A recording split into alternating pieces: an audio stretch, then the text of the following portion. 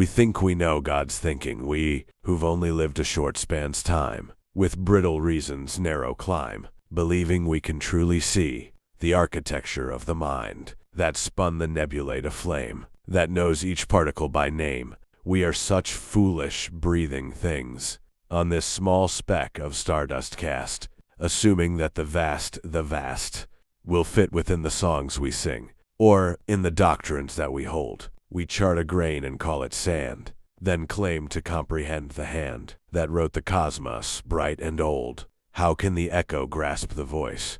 How can the momentary light comprehend the absolute night that cradles galaxies by choice? Our wisdom is a child's guess, a shadow on a cavern wall, a faint and fragmentary call across a boundless wilderness.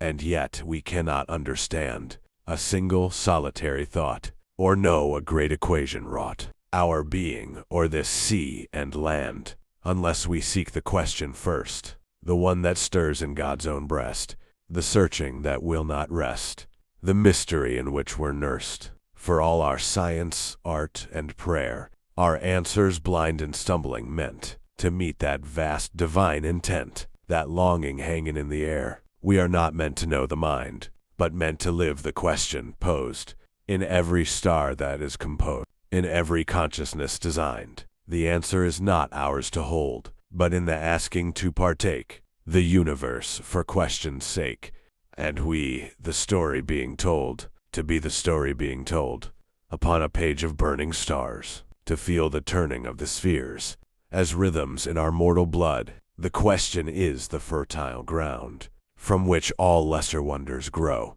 the why of life, the how of snow, the silent, seeking, sacred sound that hums in atoms and in bones, the magnet pull of love and dread. It is the space where thought is bred, the soil for seeds, the weight of stones. We look for answers, clean and straight, to calm the terror of the night, to parcel out the infinite. In doctrines we can regulate, but God's own mind does not contain a simple ledger fixed and sealed. It is a harvest unrevealed, a falling everlasting rain that soaks the questions through and through. We are the moisture on the leaf, the temporary tender sheath for some slow, knowing, stirring new. So let us cease to grasp the wind, to build our boxes for the sea. Instead, become the mystery, the place where new thought can begin. To live the question is to be a vessel for the unknown aim, a nerve in some tremendous frame that feels its way toward seeing.